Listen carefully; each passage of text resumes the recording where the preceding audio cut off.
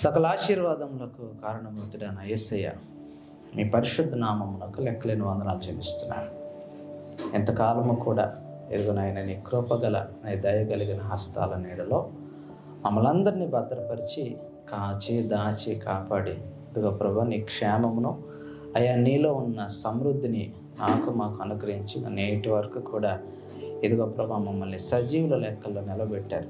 అందరిని బట్టి మీకు స్తోత్రాలు స్తుతులు చెల్లిస్తున్నాను. మరి ముఖ్యంగా ఈ సమయంలో నీ వాక్యంలోనికి వెళ్ళడానికి సిద్ధపరచుండగా మా ఆత్మలను సిద్ధపరచుకుంటూ ఉండాలి. ఇదిగో ప్రభు నాయన మాకు ఏది అవసరమో ఏ మాట చేత మమ్మల్ని ఈ ఉదయకాల సమయంలో బలపరచిపోతున్నావో అయా ఏ యొక్క మాట చేత మమ్మల్ని ఉజ్జీవింప చేయబోతున్నావో మాకు తెలియదు. కానీ బోధించే నేను కానీ ఆలకించే ప్రియులందరం కూడా మేమంతా కూడా అయా నీ దాసులం అయా మాకు కాపరిగా ఉండి మా ముందుండి మమ్మల్ని నడిపించండి. అయా మమ్మల్ని అయా తండ్రి ప్రభా పరిశుద్ధుల మందలో అయా చేర్చండి. అలా చేర్చబడే గొర్రెగా మేము ఒండులాగా మా హృదయాలను సంసిద్ధపరచుకునే ధన్యతలు మమ్మల్ని నడిపించమని ఈ సమయంలో ఇదిగో మాట్లాడే నన్ను అయా నీ యొక్క ఆత్మ చేత అయా ఆవరించి నా యొక్క హృదయపు తలంపులు ఆలోచనలు ఉద్దేశాలన్నీ నీ సెలవు చాటును మరుగుపరిచి మీ హృదయపు అయా తలంపులు మీ బుద్ధి జ్ఞానముల బాహుళ్యమును మీ యొక్క ఆంతరంగిక అయా తండ్రి ఉద్దేశాలను గ్రహించి గైకొనే అయా లోతులోనికి మమ్మల్ని నడిపించమని మీకే మహిమ ఘనత కీర్తి ప్రభావములు చెల్లిస్తూ యేసు శ్రేష్టమైన నామమున అడిగి పొందుకొని ఉన్న మా పరమ తండ్రి ఆమేన్. దేవునికి స్తోత్రం కలుగును గాక. హల్లెలూయా. దేవునికి స్తోత్రం. ఈ లోకంలో ప్రస్తుతం ఉన్న ఈ లోకంలో ప్రస్తుతం ఉన్న ఈ సమాజంలో మనుషులందరూ కూడా ఎలా జీవిస్తున్నారు, ఎలా బ్రతుకుతున్నారు అనే విషయాన్ని కాస్త పక్కన పెడితే ప్రతి ఒక్కరికి కూడా మరొకరి అవసరం అనేది సర్వసాధారణం అయిపోయింది. ఒకప్పుడు ఉమ్మడిగా జీవించే వారు ఉన్నారు, వ్యక్తిగతంగా బ్రతికేవారు ఉన్నారు. కానీ ప్రస్తుత కాలంలో ఎలా ఉంది అంటే ఎవరి తలంపులు వాళ్ళవే, ఎవరి ఉద్దేశాలు వాళ్ళవే, ఎవరి జీవితంలో వాళ్ళు తీసుకునే నిర్ణయాలు ఏమంటే వాళ్ళకే సొంతం. కానీ ఇతరులు ఎవరు కూడా నా జీవితంలో ఏమంటే ఏ విధమైన తోడ్పాటు లేదా ఏ విధమైన సహాయం నాకు చేయరు, నాకు అందదు అనే క్షణం దినం గడియ ఏదో ఒకరోజు వస్తుంది. ఎందుకు అంటే ఇతరుల మీద మనం ఆధారపడేవారుగా, ఇతరుల సహాయాన్ని కోరుకునేవారుగా చాలా వరకు ఉంటారు. ఏమంటే అలా ఉండి విసికి వేసారిపోయి దేవుని యొద్దకు వచ్చిన వారు ఉంటారు. అయితే దేవాది దేవుడు ఆయన ఏ విధంగా ఆలోచిస్తాడు? ఆయనే ఒక కుటుంబానికి తండ్రి అయితే, ఆయనే ఒక కుటుంబానికి యజమాని అయితే తన కుటుంబంలో ఉన్న సభ్యులంతా కూడా ఎలా ఉండాలని ఆయన కోరుకుంటాడు? ఎవరి వైపు చూడాలని ఆశిస్తాడు? ఏమండి ఎవరి వైపు చూడాలి? కుటుంబీకులు, ఆ యొక్క కుటుంబ సభ్యులు ఎవరి వైపు చూడాలి?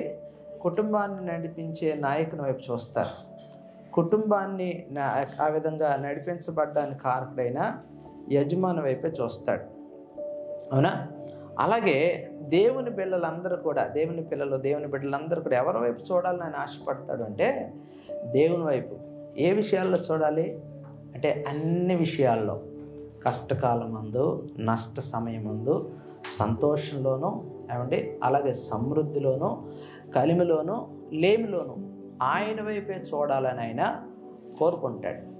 అయితే దేవుని వైపు చూడని పరిస్థితులు ఏంటి మన జీవితాల్లో అని మనం ఆలోచిస్తే, ఎందాక చెప్పుకున్నాం కదా, వ్యక్తిగతంగా ఆలోచిస్తూ అంటే నాకు నేను సరిపోతాను, నా ఆలోచనలు నేను నెరవేర్చుకుంటే సరిపోతుంది, నా ఉద్దేశ ప్రకారంగా వెళ్ళిపోతే సరిపోతుందని తమ జీవితంలో పైకి ఎదగకుండా అదే ఎదుగుదల అనుకుంటూ, అదే దీవెన అనుకుంటూ, అదే ఆశీర్వాదం అనుకుంటూ సరిపెట్టేసుకుంటూ, సర్ది చెప్పుకుంటూ, కాంప్రమైజ్ అవుతూ బ్రతికేస్తూ ఉంటారు. దేవుడు మనల్ని కాంప్రమైజ్ అవుతూ వెళ్ళడానికి కాదు సృష్టించింది. దేవుని ఉద్దేశాలు వేరు. ఏంటి ఆయన ఉద్దేశం అంటే, నరుని సృజించి ఆయన ఏమన్నాడు?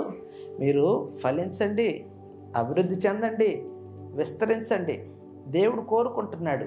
ఆయన స్వహస్తాలతో నిర్మించిన స్వనిర్మితమైన మానవుడు ఏమండి ఎలా పనిచేస్తాడు, ఎలా ఆలోచిస్తాడు, ఎలాంటి కోరిక కలిగి ఉంటాడు, ఎలాంటి జీవితాన్ని జీవించాలని కోరుకుంటాడని దేవుడు పరీక్షించి చూస్తాడు.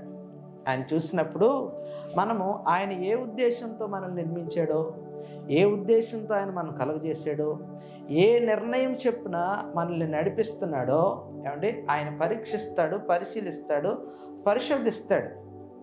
ఆయన యొక్క ఉద్దేశాలకు తగినట్లుగా మన జీవితాలు ఉన్న ఎడలా ఏమంటే దేవుడు వారిని దర్శిస్తాడు.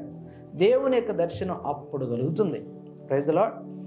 దేవుడు నరులను పరికించి చూస్తున్న దినాలయ్యి.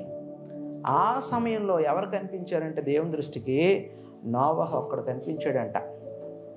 నోవహు ఒక్కడు దేవుని యొక్క దృష్టిని ఆకర్షించుకోవడానికి కారణం ఏంటి అంటే, మిగతా వాళ్ళందరూ కూడా దేవుని దృష్టిని ఆకర్షించే విధమైన జీవితాలు జీవించట్లేదు. మిగతా వాళ్ళందరూ కూడా దేవుణ్ణి ఆకర్షించుకోవాల్సిన ఏమంటే బ్రతుకులు వాళ్ళు బ్రతకటం లేదు. మరి ఎలా ఉన్నారు అంటే బలత్కారులుగా, ఎలా ఉన్నారు అంటే విచ్చలవిడితనంగా జీవించేవారుగా, ఎలా ఉన్నారంటే స్వనిర్ణయాన్ని నెరవేర్చుకునే విధానాల్లో ఉన్నారు.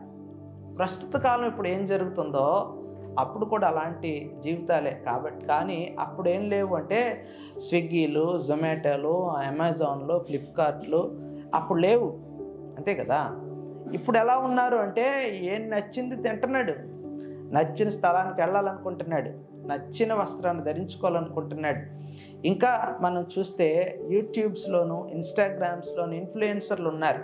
వాళ్ళు ఏం చేస్తున్నారు అంటే ఎట్లాంటి మేకప్లు వేసుకోవాలి, బయటికి వెళ్ళినప్పుడు ఇతరులకు అట్రాక్టివ్గా ఎలా ఉండాలి, అట్రాక్టివ్గా ఎలాంటి హెయిర్ స్టైల్ మెయింటైన్ చేయాలి, అట్రాక్టివ్గా ఎలాంటి డ్రెస్అప్ వేసుకోవాలి, ఏ కలర్ సూట్ మనం ధరించుకోవాలి, మన స్కిన్ టోన్కి ఎలాంటి బట్టలు సూట్ అవుతాయి, దానికి ఎలాంటి శాండిల్స్ వేసుకోవాలి, ఏ షూ వేసుకోవాలి, ఏ సీజన్కి ఏ షూ ధరించుకోవాలి ఏమండి. అయితే ఎలాంటి ఈవెంట్స్ మనం మేనేజ్ చేయాలి, ఎట్లాగ మనం డాన్స్ వేయాలి, ఎట్లాగ మనం కంటెంట్ని క్రియేట్ చేయాలంటూ సోషల్ మీడియాలో ఏమి విస్తృతంగా ప్రచారం అవుతుందంటే ఎవరి జీవితాన్ని వాళ్ళే ఎన్లైట్ చేసుకోవాలి. ఎలాగైనా ఈ పరిస్థితుల్లో నుంచి బయటికి వెళ్ళాలి. నాకు ఈ జీవితంతో నేను తృప్తి చెందలేకపోతున్నాను, నాకు దీనికంటే ఇంకా బెటర్గా నా జీవితాన్ని గడపాలి. ఒక్క విషయం మర్చిపోతున్నారు ఇక్కడే, ఏంటో తెలుసా? తమ తల్లిదండ్రులు ఇదిగో మా జీవితం కూడా ఎంతకంటే గొప్పగా ఉండాలనుకుంటే ఈడ 10వ తరగతి కూడా పాస్ అవడు. కానీ దేవుని దయ వల్ల మన తల్లిదండ్రులు అలాంటి జీవితాలు జీవించలే. నా మాట మీకు అర్థమవుతుందా? మీ తల్లో మీ తండ్రో అలాంటి ఇష్టానుసారమైన బ్రతకలే.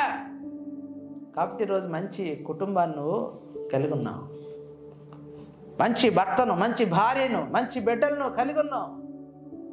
అదే మన తల్లిదండ్రులు మాకు నచ్చిన జీవితాన్ని మేము జీవిస్తాం, మేము ఇలాంటి చీప్ లైఫ్ మేము బ్రతకలేము, అడ్జస్ట్మెంట్తో వెళ్ళే లైఫ్ మాకొద్దు, సబ్సిడీలతో వెళ్ళే లైఫ్ మాకొద్దు, ఆఫర్లతో నడిచే లైఫ్ మాకొద్దు. మాకంటే ఏం కావాలి? ఎంజాయ్మెంట్ కావాలి, మా జీవితంలో క్రొత్తదనం కావాలి, మా జీవితంలో ఇంకా ఏదైనా అభివృద్ధి కావాలి. మాకు డబ్బు సరిపోదు, ఇంకా డబ్బు సంపాదించాలి. డబ్బు సంపాదించడం ఎలా అని సెర్చ్ చేసేవాళ్ళు ఎక్కువైపోయినారు గూగుల్లో. ఇవన్నీ ఆలోచనలు, ఈ తలంపులు, ఈ యొక్క విధానం అంతా ఎక్కడి నుండి వస్తుంది అంటే దేవుడిచ్చిన జీవితం కాకుండా, జాగ్రత్త వినాలి, దేవుడిచ్చిన జీవితం కాకుండా ఇంకేదో జీవితాన్ని జీవించాలి అనే వెంతపోకళ్ళ వల్ల. Praise the lord. సో అలాంటి పరిస్థితుల్లో వీళ్ళు ఎలా ఉండిపోతున్నారంటే తమ జీవితాలను నష్టపరిచేసుకుంటూ ఉన్నారు. అంతే తప్ప నాకు ఎవరి దగ్గర నుండి సహాయం కలుగుతుంది, నాకు ఎవరు సహాయం చేస్తారు అని సహాయం చేసేవాని వైపు వాళ్ళు చూడలేకపోతున్నారు. దేవునికి స్తోత్రం. ఈ రోజుల్లో ఎవరు ఎవరికి సహాయం చేయలేరు. కానీ సహాయం చేసే దేవుడు ఒక ఆయన, సహాయం చేసే వ్యక్తి ఒక ఆయన ఉన్నాడు. ఆయనే మనం ఆరాధించే నజరేయుడని యేసుక్రీస్తు. దేవునికి స్తోత్రం. హల్లెలూయా. రండి దేవుని వాక్యంలోకి వెళ్దాం. హోషేయ గ్రంథం 5వ అధ్యాయం 13 నుంచి 15 వచనాలు. తాను రోగి అవుట ఎఫ్రాయిము చూచెను, తనకు పుండు కలుగుట యూదా చూచెను. అప్పుడు ఎఫ్రాయిము అష్షూరీయుల యొద్దకు పోయెను, రాజైన యారేబును పిలుచుకొనెను. అయితే అతడు, నిన్ను స్వస్థపరచజాలడు, నీ పుండు బాగు చేయజాలడు. దేవునికి స్తోత్రం, హల్లెలూయా, దేవునికి స్తోత్రం. ఇశ్రాయేలీలు సహాయము కొరకు ఎవరి వైపు చూస్తున్నారంటండి? అష్షూరు వైపు. అసలు ఇశ్రాయేలు సహాయము కొరకు అష్షూరు వైపు చూడాల్సిన అవసరం ఏంటి? ఎవరు సహాయం చేస్తారా అని ఇతరుల వైపు చూడాల్సిన పరిస్థితి ఏంటి అసలు? అంటే వాళ్ళు ఏ పరిస్థితుల్లో ఉన్నారంట చూడండి. తాను రోగి అవుట, తనకేం కలిగిందంట? రోగం వచ్చింది. ఆ రోగానికి కారణం ఏంటి? పుండు. ఏంటండి అది? మానని పుండు. ఎక్కడి నుండి వచ్చిందో తెలియని పుండు, ఎందుకు వచ్చిందో తెలియని పుండు. అవునా? అయితే ఈ పరిస్థితులు వాళ్ళని బాధిస్తూ ఉంటే, ఇశ్రాయేలులను వేధిస్తూ ఉంటే చూడండి, ఆ బాధకు వేదనకు కారణం ఏంటో ముందుకెళ్ళాక మీకే తెలుస్తుంది. వాళ్ళంట సహాయము కొరకు అష్షూరీయుల యొద్దకు వెళ్ళారు, కానీ వాళ్ళకేం దొరకలేదంట? సహాయము దొరకలేదు. ఎవరి వైపు చూశారు చెప్పండి? ఇశ్రాయేలీయులు ఎవరి వైపు చూశారు? అష్షూరీయుల వైపు. అష్షూరీయుల వైపు చూశారు. రాజైన యారేబు వైపు చూశారంట. రాజైన యారేబును పిలుచుకొనెను. అయితే అతడు, నిన్ను స్వస్థపరచజాలడు, నీ పుండు బాగు చేయజాలడు. It is impossible. No one will helps you. ఎవ్వరు కూడా నీకు సహాయం చేయలేరు, ఎవరు నిన్ను బాగు చేయలేరు. చూడండి, ఎవరు ఈ యొక్క అష్షూరీయులు అంటే? అష్షూరు కూడా ఎలాంటి రాజ్యం అంటండి? ఒక శక్తివంతమైన సామ్రాజ్యం అంట, అష్షూరు సామ్రాజ్యం. ఈ యొక్క అష్షూరు సామ్రాజ్యం ఇంత గొప్పది, ఇంత శక్తివంతమైనది కాబట్టి ఇశ్రాయేలీయులు ఏమనుకున్నారు? ఇదిగో వీళ్ళు గొప్పోళ్ళు కదా, సహాయం చేస్తారు. అవునా? నీ పరిస్థితిని బట్టో, నీ యొక్క స్థితిగతులను బట్టో, నీ పేదరికాన్ని బట్టో, నీ అవసరతను బట్టో సతమతం అయిపోతూ ఉండొచ్చు ఈరోజు. ఇలా సతమతమవుతూ నాకు ఎవరైనా సహాయం చేస్తే బాగుండు అనే ఆలోచన నీలో మెదలగానే నీ మనస్సు నిన్ను తొందర పెడుతుంది. ఎక్కడికి వెళ్ళాలని తెలుసా? ఇదిగో మన పక్కింట్లో కొంచెం మొన్నే బండి కొన్నారు, బాగా ఎక్కడికైనా వెళ్ళినా బంగారం వేసుకొని మంచిగా కనిపిస్తారు, వాళ్ళు అయితే మనకి సహాయం చేయగలరు. వీళ్ళకి 10 ఇళ్ళు ఉన్నాయి, 10 షాపులు ఉన్నాయి, అద్దులు వస్తాయి, వీళ్ళైతే మనకి సహాయం చేయగలరు, వీళ్ళైతే మనల్ని గట్టు ఎక్కించేయగలరు. ఇదిగో మన అక్క, ఇదిగో మన అన్నయ్య, ఇదిగో మన తమ్ముడు గవర్నమెంట్ జాబ్ ఉంది వాళ్ళకి, వాళ్ళైతే మనల్ని విడిపించేయగలరు, వాళ్ళైతే మనకి సహాయం చేయగలరు. మనకంట వాళ్ళ స్థితి చాలా బాగుంది ఏమంటే, వాళ్ళైతే మనల్ని ఈ పరిస్థితి నుండి గట్టెక్కించేయగలరు ఏమండి, మనల్ని ఈ స్థితి నుండి తప్పించేయగలరు అని మన మనస్సు ఏం చేస్తుంది? వాళ్ళని అడిగితే బాగున్నాం, వీళ్ళని అడిగితే బాగున్నాం, వీళ్ళ మీద ఆధారపడితే బాగున్నాం, వీళ్ళని సహాయం కోసం మన యొక్క ఏమండి అహాన్ని చంపుకొని మన అవసరత తీర్చబడేలాగున ఈ ఒక్కసారి సహాయం చేయమని ప్రాధేయపడదాం ఏమండి. ఈ క్రమంలో ఎంత వడ్డీ అయినా పర్లేదండి, కట్టేస్తాం. ఎంత ఏమండి వడ్డీ అయినా పర్లే, ఏ షూరిటీ అయినా సరే మేము చేయించేస్తామండి. ఇగో మీ తమ్ముడు, మీ అన్నయ్య, మీ మామయ్య, మీ బావగారు, మీ మామగారు గవర్నమెంట్ ఎంప్లాయీ కదా, షూరిటీ పెడతారేమో ఒకసారి అడుగు. అక్కడ మాట ఇచ్చాం, అక్కడ చెప్పేసి వచ్చాం, షూరిటీ సంతకం పెట్టేస్తే మనకేమి ఇచ్చేస్తారు? అప్పు ఇచ్చేస్తారు, డబ్బు ఇచ్చేస్తారు, మనకి మన పని అయిపోద్ది. ప్రైజ్లో మన అవసరం అప్పుడు తీర్చబడ్డానికి, ఆ పరిస్థితులను మనం తప్పించబడ్డానికి మన యొక్క అహాన్ని చంపుకోవడానికి ఏమండి అస్సలు ఆలోచించం. నా గౌరవం ఏం కాను, మా కుటుంబ పరువు ఏం కాను, మా వంశ ప్రతిష్ట ఏం కాను, మా ఇంట వంట లేదు, ఎవరింటికి మేము ఇప్పుడుకొచ్చి ఎక్కడికి వెళ్ళలేదు. ఏమంటే పరువు కలిగిన కుటుంబంలో మేము పుట్టి పెరిగాము. వద్దునే మా నాన్న మా అమ్మ ఎప్పుడు అది ఎంత కష్టపడ్డారు వీళ్ళకి ఏం తెలుసు? అవునా? ఎంతమంది గడ్డలు పట్టుకుని వీళ్ళకి ఏం తెలుసు? అవేం తెలియకుండా పెంచుతారేమో ఈ పిల్లలు అనేసుకుంటారు. ఏమని? మా నాన్న ఎవరిని గడ్డ పట్టుకొని అడగలేదు, మా అమ్మ ఎవరిని ఎట్లాగా అడగలేదు, అలా పెంచలేదు. ఏ తల్లి ఏ తండ్రి తన బిడ్డలకు తమ యొక్క వీక్నెస్ ఇది అని చెప్పుకోడు, చూపించుకోడు. ఆ తల్లి ఆ తండ్రి ఎంత బాధపడతారో, ఎంత ఏడుస్తారో, ఎంత కన్నీరు కారుస్తారో, ఎంత భయపడతారో. అయ్యో ఈ పరిస్థితి అయితే పిల్లలు ఇబ్బంది పడిపోతారు. ఇగో కుటుంబం ఇబ్బంది పడిపోద్ది. ఆర్థిక పరిస్థితులు ఇలా ఉంటే కనుక ముందుకు వెళ్ళాం, కష్టపడాలి. అది కనుక వాళ్ళు తెలిస్తే పిల్లలు బాధపడతారు. ఏదో కాయ కష్టం చేసుకోనో, ఓవర్ టైం చేసుకోనో, లేకపోతే ఎవరినైనా హెల్ప్ చేయమని అడుగో, లేకపోతే ఏదైనా లోన్ పెట్టో ఈ పరిస్థితి నుండి గట్టెక్కించేసి మన పిల్లలకి ఏమి ఇవ్వాలంటే ఆ కంఫర్ట్ లైఫ్ ఇవ్వాలి. దేవునికి స్తోత్రం. ఇలాంటి ఆలోచన నుండే, ఇలాంటి తలంపుల నుండే ఏమంటే మనల్ని ఏం తొందరపడుతుందంటే ఎవరి దగ్గరైనా సహాయాన్ని పొందాలి అని. అష్షూరు వైపు చూసిందంట ఎఫ్రాయిము. ఏమైందంటే అష్షూరు వైపు ఏం చేస్తుందని మన సమస్యలు పరిష్కరిస్తుంది, మన పరిస్థితి నుండి గట్టెక్కిస్తుంది, మన యొక్క ఈ యొక్క ప్రస్తావన అంతా చెప్పుకుంటే విడిపిస్తుంది. మీరు గమనించారా? నెహెమ్యా ఆ యూదా పట్టణం కొరకు పలానా జరిగింది, ఇలా ఉంది మన ప్రజల పరిస్థితి, మన పట్టణ పరిస్థితి ఇలా ఉందని నెహెమ్యాకు తెలవగానే రాజు దగ్గరికి పరిగెట్టుకుని వెళ్ళా. ఏం చేశాడు? తన యొక్క ఆ ముఖము చిన్నబుచ్చుకునేంతగా రోజు కనిపించే వైభవం, రోజు కనిపించే తేజస్సు నెహెమ్యాలో ఎందుకో తగ్గిందంట. దానికి కారణం నెహెమ్యా, ప్రభా నాకు సహాయం ఎక్కడి నుండి వస్తుంది, నీవు తప్ప నాకు సహాయం చేసేవాళ్ళు ఎవరున్నారయ్యా అని దేవుని సన్నిధిలో అంగలార్చటం.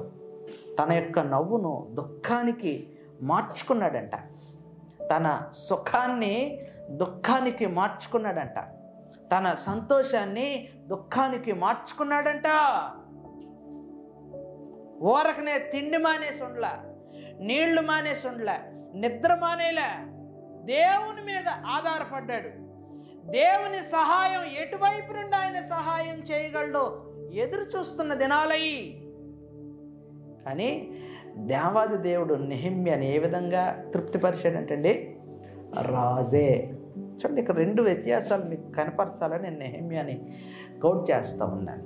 ఇక్కడ డైరెక్ట్గా రాజు దగ్గరికి వెళ్ళారు, కానీ నెహెమ్యా డైరెక్ట్గా రాజు దగ్గరికి వెళ్ళలే, రాజే నెహెమ్యా దగ్గరికి వచ్చాడు. Praise the Lord. దేవుణ్ణి ప్రేమిస్తే ఆయన ఏం చేస్తాడంట?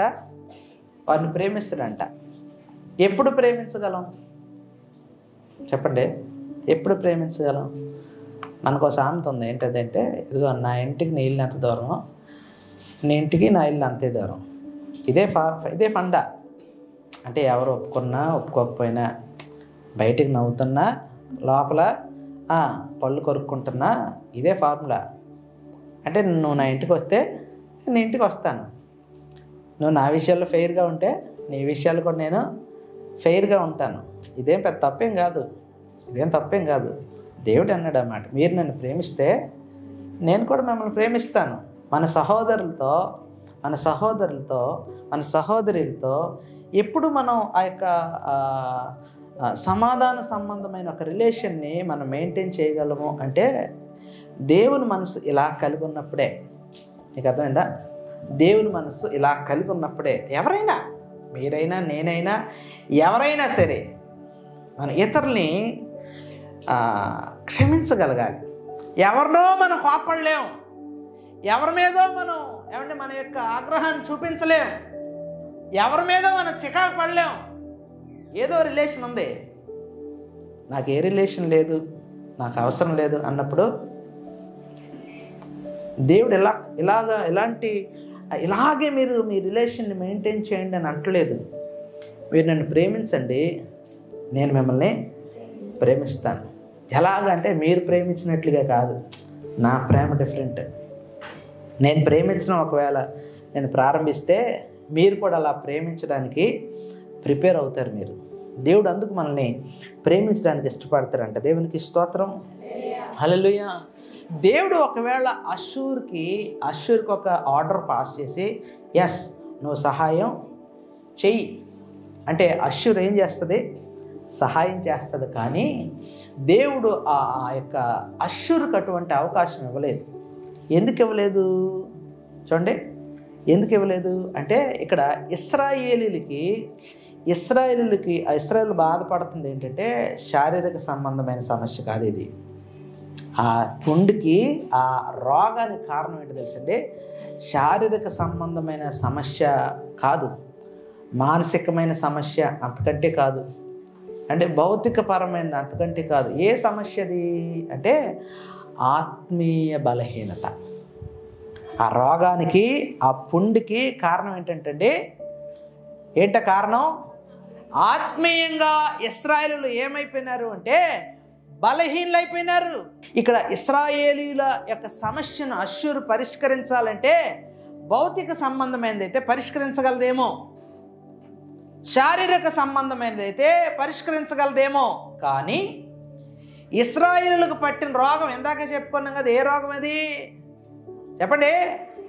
ఎవరో పరిష్కరించలేరు మాయ రోగం. ఎందుకు వచ్చిందో తెలీదు, ఎలా వచ్చిందో తెలీదు. ఎవరికి తెలుస్తుంది? ఇశ్రాయేలుకు మాత్రమే తెలుసుద్ది, దేవునికి తెలుసుద్ది. దేవునికి స్తోత్రం, హల్లెలూయా. అయితే వాళ్ళు అటువంటి పరిస్థితికి రావడానికి కారణం ఏంటంటే దేవుని యొక్క బౌండరీలో, దేవుడు ఏర్పరిచిన బౌండరీలో నుండి బయటికి వెళ్ళిపోవడమే. నేను రాత్రి మనం ధ్యానించుకున్నప్పుడు జ్ఞాపకం చేసుకున్నాం, అవునా? ఆదాము దేవుని యొక్క సరిహద్దులో ఉన్నంత సేపు కూడా ఎటువంటి సమస్యను ఎదుర్కోలే.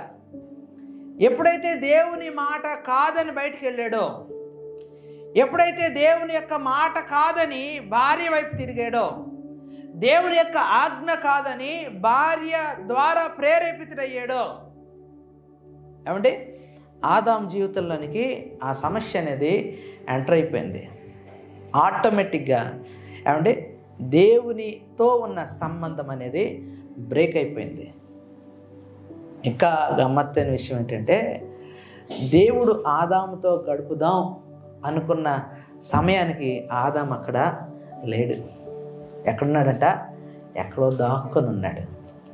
ఏమో దేవుడు నీ జీవితంలో కూడా ఇలాంటి పరిస్థితులు బహుశా వచ్చున్నాయేమో, ఒకసారి చూసుకోండి. దేవుడు నీతో ముచ్చటించాలనో, నీతో మాట్లాడాలనో, నిన్ను బలపరచాలనో, నిన్ను ఆదరించాలనో ఆయన వచ్చే సమయానికి ఆయన వస్తాడు. కానీ ఆ సమయానికి నువ్వు అక్కడ లేవు, అక్కడ నువ్వు ఉండవు. సో ఏం కోల్పోయినట్టు? దేవునితో ఉండే ఆ యొక్క సంబంధాన్ని కోల్పోయినట్టు. ఎక్కడ ఉంటున్నావు అంటే ఎక్కడో దాక్కుని. దేవుడు ఏ సమయంలో, ఎప్పుడు, ఎక్కడ, ఏ విధంగా మాట్లాడతాడో మనకు తెలియదు. కానీ మనం ఆ సమయానికి మన ప్రెజెన్స్ అనేది అక్కడ ఉండాలి. ఏవైనా కారణాలు అవ్వచ్చు, అది ఎనీ కాస్ట్ ఆఫ్ రీజన్ ఏదైనా. కానీ ఆ సమయానికి ఆ దేవునితో గడిపే సమయం, ఆ దేవుడు వచ్చే సమయం, దేవుడు ఉండే సమయం, రైట్? ఆ సమయానికి నేను అక్కడ కనబట్టలేదంటే ఆదాముకి నీకు పెద్ద తేడా లేదు. దేవునికి ఆదాముకు ఉన్న రిలేషన్ ఎట్లా ఉందో నీకు దేవునికి బహుశా అదే రిలేషన్ కలిగి ఉండొచ్చు. మనుషులు చూసి భక్తి చేయొద్దు. మనుషులు చూసి నీ యొక్క నీ ప్రజెంటేషన్ మనుషులను బట్టి ఉండకూడదు. నువ్వైనా, నేనైనా, మనం ఎవరైనా సరే దేవుని బట్టే, రైట్? ఈరోజు వాక్యం చెప్పడానికి నిలబడ్డాను. మీ ముందు నేను బోధించడం లేదు, మీ ముందు నేను చెప్పటం లేదు. నేను బోధిస్తుండగా నా దేవుడు నన్ను చూస్తున్నాడు. నేను బోధిస్తుండగా నా దేవుడు నా హృదయాన్ని గమనిస్తున్నాడు, గ్రహిస్తున్నాడు. వీడు ఎలా చూస్తున్నాడు? ఈ వ్యక్తి ఏం చూస్తున్నాడు? ఏ ఉద్దేశం ఈయనలో ఉంది, ఏ తలంపు ఈయనలో ఉంది, ఏ యొక్క ఆలోచనలు పరిగెడుతున్నాయి. దేవుడు వాటన్నిటినీ చూసి ఈ బోధించే వ్యక్తి దేవునికి లోపడ్డాడు అనుకుందాం. దేవుడు ఏం చేస్తాడు తెలుసా? ఆ యొక్క అనాలోచనమైనవన్నీ కూడా దేవుడు నియంత్రిస్తూ ఉంటాడు. ఎందుకు తెలుసా? ఆయన ఆధీనంలో. చూడండి, ఎద్దుల బండి ఉంటుంది, గొర్రె బండి ఉంటుంది, అవునా? దానికి ఏం కడతారు? కళ్ళెం కడతారు. కళ్ళెం కట్టి పైన ఒకటి కూర్చుంటాడు. టిక్కు టక్కు టిక్కు టక్కు అటు ఇటు బాత్త నడిపిస్తూ ఉంటాడు. చూసిన వాళ్ళు పశువుని కొట్టేస్తాడు అంటారు ఎవరన్నా? అనరు. ఎందుకు అనరు అంటే ఆ నడిపే ఆ యొక్క వ్యక్తి ఎందుకు కొడతాడు అంటే అదొక సిగ్నల్. నువ్వు అటు వెళ్ళిపోతున్నావు, లేదు ఇట్రా, ఇటు వెళ్ళిపోతున్నావు, లేదు ఇట్రా, నువ్వు ఎక్కడ వెళ్ళాలి. సో దెబ్బలు పడకుండా ఉన్నాయంటే వీటికి, ఇటు మైండ్ సెట్కి ఏమర్థమవుతాయి? దెబ్బ పడలేదంటే నేను సరైన రూట్లోనే నేను వెళ్తున్నాను. దెబ్బ పడిందంటే ఏదో ఉంది, సో నేను అటు వెళ్ళకూడదు. అయ్యా ఇటు వెళ్ళమంటావా? లేదు ఇటు వెళ్ళినా ఒక దెబ్బ తగిలిందంటే ఇటే వెళ్ళలేమో. దేవుడు అలాగే నన్నే కాదు మిమ్మల్ని, మనల్ని అందరినీ ఆ విధంగానే ఆయన నియంత్రిస్తాడు. ఎందుకు నియంత్రించాలి అంటే ఎవరైతే ఆయన అధికారానికి ఒప్పుకుంటారో వాళ్ళు నియంత్రించబడతారు దేవుని ద్వారా. దేవుని అధికారమునకు ఒప్పుకోని వారు వాళ్ళు యాక్సెప్ట్ చేయరు. ఎవరు నువ్వు నన్ను కంట్రోల్ చేయడానికి? ఎవరు నువ్వు నన్ను డిసైడ్ చేయడానికి? వీళ్ళే. బైబిల్ చెప్తుంది వాళ్ళని బుద్ధిహీనులు. ఏమనుకుంటారు? దేవుడు లేడని. బుద్ధిహీనులు తమ హృదయంలో నాకు దేవుడు అక్కర్లా, ఒక్కరే అజమాయిషి నా మీద ఉండడానికి వీళ్ళు, ఐఎమ్ అన్ ఇండివిజువల్. నేను వ్యక్తిగతంగా నాకంటూ కొన్ని ఆలోచనలు, కొన్ని పద్ధతులు ఉన్నాయి. మరి ఒకరు నియంత్రిస్తున్నారంటే నీలో పద్ధతులు లేవు అని అర్థం. Praise the Lord. మనం ఒక్క పర్స్పెక్టివ్లోనే మనం చూడడానికి లేదు. మీ వైపు నుండి కాదురా నాయన, నా వైపు నుండి చూడండి. మీలో ఎన్ని ఉన్నాయి నేను చూపిస్తా, ఏవేవి కనిపిస్తున్నాయి నేను చూపిస్తా. Praise the Lord. దేవుడు మనతో గడపాలని ఆయన ఇష్టపడతాడు, నీతో మాట్లాడాలి, నిన్ను చూడాలని ఇష్టపడతాడు. ఎక్కడ? నీ ఇంట్లో చూడడం వేరు కాదు, దేవుని మందిరంలో నువ్వు ఎలాగున్నావు ఆయన చూడాలనుకుంటాడు ఆయన.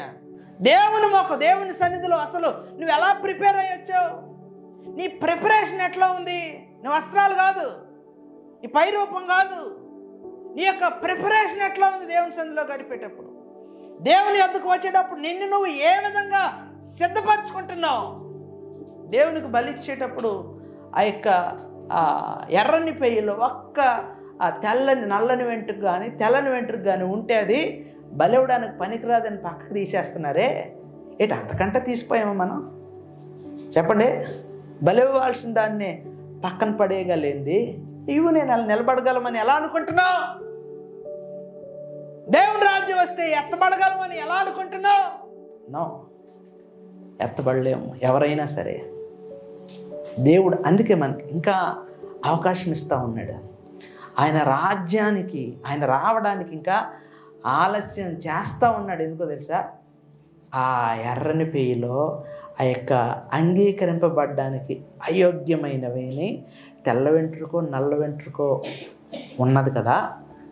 ఒకవేళ అలాంటివి ఏమైనా మన జీవితాల్లో ఉంటాయేమో, అవేవి ఉండకుండా లేకుండా శుద్ధమైన సువర్ణంగా దేవుని రాకడ వచ్చే సమయానికి, వచ్చే ఘడికి ఆ రోజు నీవు నేను కడిగిన ముత్యం వలె కనిపిస్తామని ఆయన ఇంకా ఆలస్యం చేస్తున్నాడు.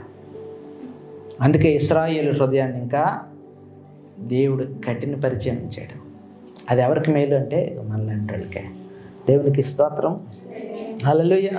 కాబట్టి ఇశ్రాయేలీల ఆ పరిస్థితి అట్లా ఉంది. ఎలాగంట దేవుడు వారిని చూడాలనుకుంటున్నాడు, వారితో ఉండాలనుకుంటున్నాడు. కానీ వీళ్ళు మటుకు ఎక్కడున్నారు? చెట్టు చాటున ఉన్నారు. వీళ్ళు దేవుని యొక్క సముఖంలోనికి రాకుండా దాక్కొని ఉన్నారు. కానీ వీళ్ళు అనుకుంటున్నారు మేము అక్కడే ఉన్నామని, దేవుని సన్నిధిలోనే ఉన్నాం అనుకుంటున్నారు. వాళ్ళు దేవుని వైపు తిరగలేదంట. చూడండి, చూడండి, తర్వాత ఆయన అంటాడు, దేవుని వైపు తిరగకుండా వాళ్ళు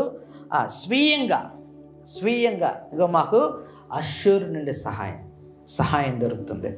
ఇక్కడ విషయం గమనించండి, అష్షూర్ ఏమైనా సరే రికమెండేషన్ అయినా చేస్తారా? వాళ్ళ దేవుళ్ళ దగ్గర, వాళ్ళ దేవతల దగ్గర రికమెండేషన్ ఏం చేస్తే పని అవుతుందంటారా? చెప్పండి, ఏమైనా చేయగలరా? ఏం లేదు. వాళ్ళ దేవుళ్ళ దగ్గర నుండి ఇశ్రాయేలీలకు ఏదైనా సహాయం చేయగలదా?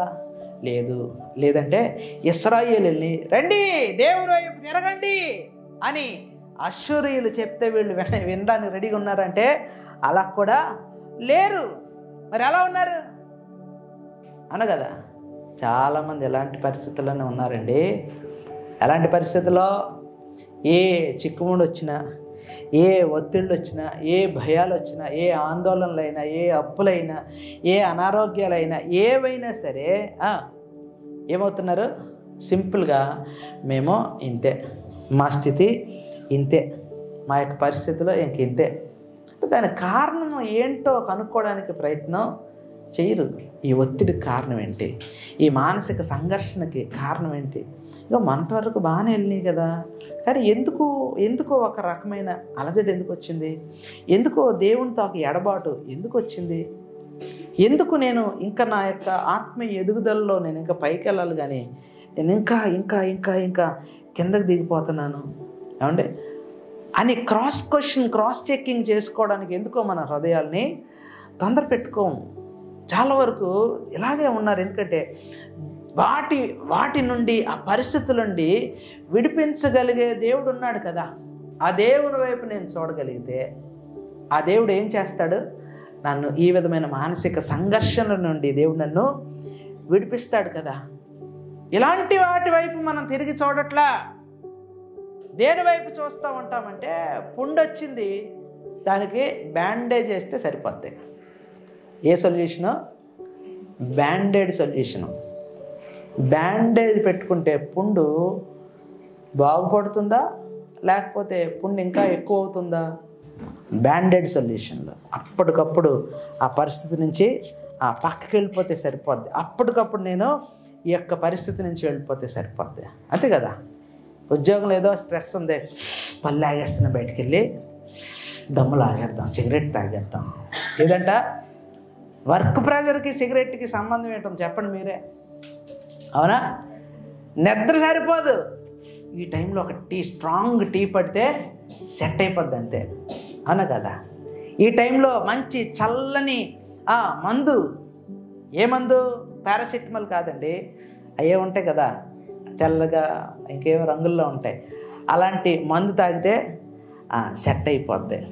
ఏమంటే నాకు కోపం వచ్చేస్తుంది, మా ఇంటికి వెళ్తే చాలండి, మా ఆవిడ్ని చూస్తాను, పిల్లల్ని చూస్తాను, అంతే, నాకు కోపం తండుకొచ్చేస్తుంది. డాక్టర్ గారు నాకేం చేయలేదో తెలియట్లేదండి. సైకాలజిస్టుల దగ్గరికి వెళ్ళిన వాళ్ళు ఎంతమందో, ఎవరిని?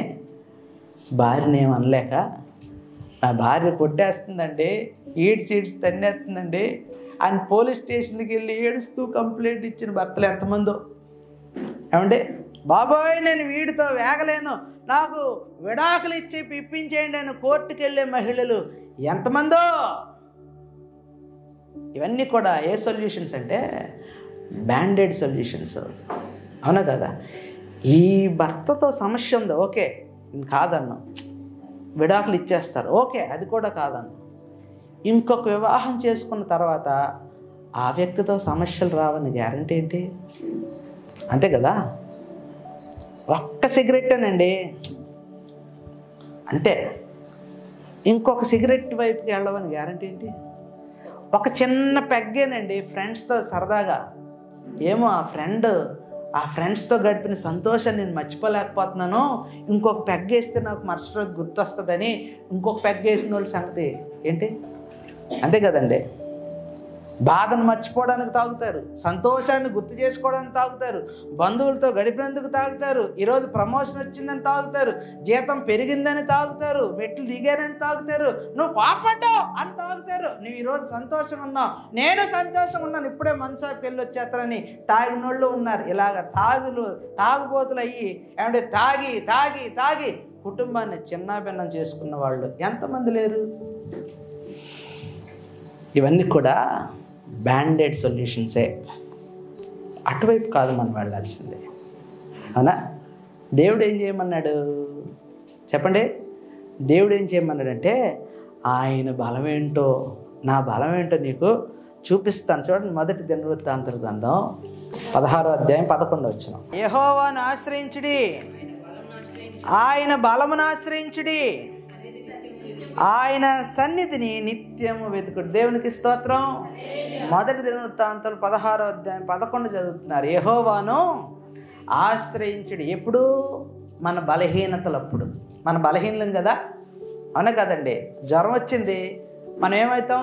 బాడీ హీట్ ఎక్కువ అయిపోద్ది, 104, 105. అప్పుడు ఏం చేయాలి? హీట్ని తగ్గించుకోవాలి అంటే స్విమ్మింగ్ పూల్లో కూర్చోవాలి, అంతేనా? స్విమ్మింగ్ పూల్లో కూర్చుంటే వేడి తగ్గిపోద్దా? ఇంకా ఎక్కువైద్ది. ఏం చేయాలి? లోపలికి ఇంకొకరిని ఎవడనో పంపించాలి. దేనికి? వాడు ఆ వేడంతటిని కూల్ చేస్తాడు. ఎవడాడు? పారాసిటమాల్ గాడు. దేవునికి స్తోత్రం. మన బలహీనలు ఆల్రెడీ శారీరకంగా, మానసికంగా మన బలహీనలం. అయితే ఆ బలహీనత నుండి మనల్ని విడిపించడానికి ఎవరు ఉండాలి అంటే బలవంతుడు ఎవరో ఉండాలి, బలమిచ్చేవాడు ఎవడో ఉండాలి, బాగు చేసేవాడు ఎవడో ఉండాలి. ఆయన అంటాడు, ఇదిగో యెహోవాను ఆశ్రయించు, ఆయన బలమును ఆశ్రయించు, ఆయన సన్నిధిని నిత్యము వెతుకు. దేనికోసం? మనం తిరిగి పుంజుకోవడానికి, తిరిగి కట్టబడ్డానికి, తిరిగి నిలవబడ్డానికి. రోగం వచ్చిందని కృంగిపోవడం కాదు, దాని నుండి ఎలా బయటపడాలో ఆలోచించాలి. బలహీనత వచ్చిందని ఇంకా బలహీన పడిపోవడం కాదు, దాని నుండి ఎలా విడిపించబడాలో నేర్చుకోవాలి. పడిపోయిన తర్వాత నా జీవితం ఇంతే, నేను ఇంక లేగలేను అని ఉండిపోతామా? ఉండవు. లేచి నిలబడతాం. మళ్ళా పడతామా? లేచి నిలబడతాం. మళ్ళా పడిపోతామా? లేచి నిలబడతాం. ఇంకొకడు ఎవడైనా తోసేశారా? మరలా లేచి నిలబడతాం. నువ్వు తోసేసావు కదా, మళ్ళా నన్ను తోసేస్తావు నిలబడితే, నేను నిలబడలే అంటావా? నో. మనకు బలమిచ్చేవాడు వైపు మనం చూడాలి. మన బలపరచువాని యందు మనము అతిశయించాలి. ఎక్కడ దొరుకుతుంది అంటే ఆయన సన్నిధిలో. ఆయన అంటాడు, ఆయన సన్నిధిని నిత్యము వెతకండి, ఆయన ఆశ్రయించిన ఎడల. కీర్తన గ్రంథం 9వ అధ్యాయం 10వ వచనం. యెహోవా నిన్ను ఆశ్రయించిన వారిని నీవు విడిచిపెట్టువాడవు కావున నీ నామం ఎరిగిన వారు నిన్ను నమ్ముకొందురు. Praise the lord. హల్లెలూయా. అంతేనా? ఏమంటాడు? ఆయన సన్నిధిని వెతకాలంట. ఆయన అంటాడు, ఆయన సన్నిధిని ఆశ్రయించు వారిని. ఇది ఎవరి అనుభవం? దేవుడు ఇందాక మోషేకి ఆజ్ఞ ఇచ్చాడు, ఇదిగో ఆయన సన్నిధిని, నా సన్నిధి మీరు వెతకండి, నా బలమును మీరు ఆశ్రయించండి, నా సన్నిధిని వెతకండి అని ఆయన ఆజ్ఞాపించాడు. అది అనుసరించిన వాడు చెప్తున్నాడు ఈ మాట. ఏమంటున్నాడు? ఇదిగో యెహోవా నిన్ను ఆశ్రయించు వారిని నీవు విడిచిపెట్టువాడవు కావు. Praise the Lord. ఎవరు చెప్తున్నారు ఈ మాట? దావీదే. ఎలా చెప్తున్నాడు అంటే స్వయంగా అనుభవించి చెప్తున్నాడు. అవునా? స్వయంగా అనుభవించి చెప్తున్నాడు. కోవిడ్ వచ్చినప్పుడు ఆనందయ్య, ఎవరు ఆనందయ్య అంటే ఒక మందు, ఆయుర్వేదం ఒక మందు పసర్ని కనిపెట్టి ఆ కంట్లో వేసుకుంటే కోవిడ్ రాదు అని ఆయన వైద్యం ప్రారంభిస్తే అది ఎవరికో కొంతమందికి పనిచేస్తే ఆ కొంతమంది మరికొంతమందికి, ఆ కొంతమంది మరికొంతమందికి, ఆ కొంతమంది మరికొంతమందికి చెప్తే గవర్నమెంటే దిగొచ్చేలాగా, ఏమంటే మెడికల్ సైన్స్ దిగొచ్చేలాగా, ఏమంటే ఆయన కనిపెట్టిన మందు అంతమందిని ఆకర్షించిందంట. అలాంటి వారిలో ఇలాంటి దావీదు కూడా ఒకడే. ఎవరిలో? దేవుని యొక్క బలమును ఆశ్రయించిన వారిలో. ఆయన అంటాడు, నేను ఆయన ఆశ్రయించాను, ఆయన నన్ను విడిచిపెట్టలే. నువ్వు కూడా ఆశ్రయించు, నిన్ను కూడా విడిచిపెట్టడు. ఎప్పుడు ఆశ్రయించాను నేను? నా బలహీనతలందు. ఎప్పుడు ఆశ్రయించాను? నా భయాల్లో. ఎప్పుడు ఆశ్రయించాను? నా యొక్క శ్రమలో. ఎప్పుడు ఆశ్రయించాను? నేను ప్రాణభయంతో పరిగెట్టిన పరిస్థితుల్లో ఆయన ఆశ్రయించాను. దేవుడు నన్ను విడిచిపెట్టలే. ఏం చేశాడు? ఆయన కాపాడాడు. ఏం చేశాడు? నన్ను భద్రపరిచాడు. ఏం చేశాడు? నన్ను విడిపించాడు. ఏం చేశాడు? నా శత్రువుల ఎదుట నాకు భోజనాన్ని సిద్ధపరిచాడు. గాఢాంధకారపు లోయలో ఉన్నా సరే భయం అనేది నాకు తెలియకుండా రానివ్వకుండా చేశాడు. ఆ విధంగా నా దేవుడు నేను ఆశ్రయించాను.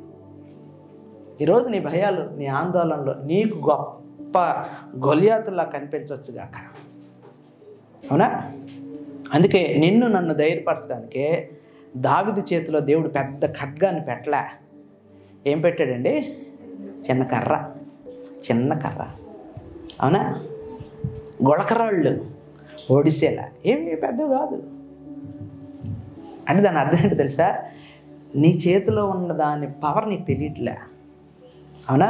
నువ్వు అనుకుంటున్నావు ఇదేం చేస్తుందిలే, నువ్వు అనుకుంటున్నావు ఈ ప్రార్థన ఏం చేస్తుందిలే, ఈ విశ్వాసం ఏం చేస్తుందిలే, ఈ సహవాసం ఏం చేస్తుందిలే, వీళ్ళతో కలిసి చేసే ప్రార్థన ఏం చేస్తుందిలే. దేవునికి స్తోత్రం. ఒకసారి గమనించండి. ఇలాగే అనుకుంటే ఇశ్రాయేలు అందరూ ఎరుకో ప్రాకారం కూల్నా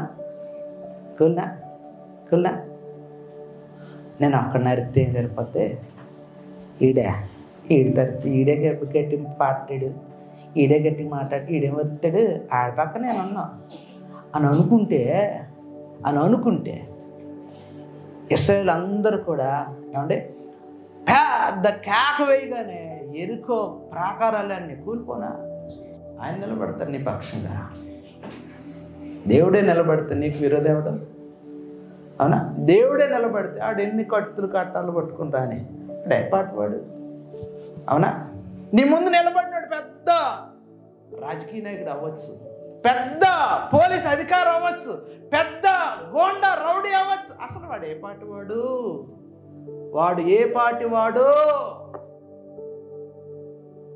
ఎన్నిక లేని నిన్ను ఆయన ఎన్నుకున్నాడంట. ఎందుకో తెలుసా? నిన్ను నిలబెట్టుకొని ఆయన బలం ఏంటో చూపిద్దామని. దానికి అవకాశం ఎవరు ఇవ్వాలి? మనమే. అంటే మనకు వచ్చే బలహీనత వల్ల, లేదంటే మనం పడే కృంగుపాటు వల్ల అది మనకు ఉపయోగమా కాదా? ఎందుకు ఉపయోగం అంటే దేవుడు అసలు ఎలా పనిచేస్తాడో నేరుగా నీవే చూడగలవు. దేవుడిని పక్షంగా ఎలా పోరాడతాడో నేరుగా నువ్వే చూడగలవు, నేరుగా నువ్వే అనుభవించగలవు. అనేక కార్యాలు చేస్తాడు, ఎలాగైనా ప్రతిస్పందిస్తాడు, ఎలాగ నీ పక్షంగా నిలబడతాడు, ఎలా నీ పక్షంగా వ్యాజ్యమాడతాడో నువ్వు చూస్తే ఉండగలవా? నువ్వు ఆశ్రయించి ఆయన విడిచిపెట్టాడు. చూడండి, ఇర్మియా గ్రంథం 29వ అధ్యాయం 12 నుంచి 14 వచనాలు మనం చూస్తే ఆయన అంటాడు, మొరపెట్టాలంటున్నాడు, ప్రార్థన చేయాలంటున్నాడు, వెదకాలి అంటున్నాడు, విచారణ చేయాలంటున్నాడు. ఎవరి సన్నిధిలో? దేవుని సన్నిధిలో. కాబట్టి ఈ లోకంలో ఎవరు కూడా నీకు సహాయం చేసేవాళ్ళు ఎవరు లేరు. నీ బలహీనత నుండి విడిపించేవారు ఎవరు లేరు. మనకు సహాయం చేసేవాడు ఆయనే. మనల్ని విడిపించే దేవుడు ఆయనే, మనల్ని నడిపించే దేవుడు ఆయనే.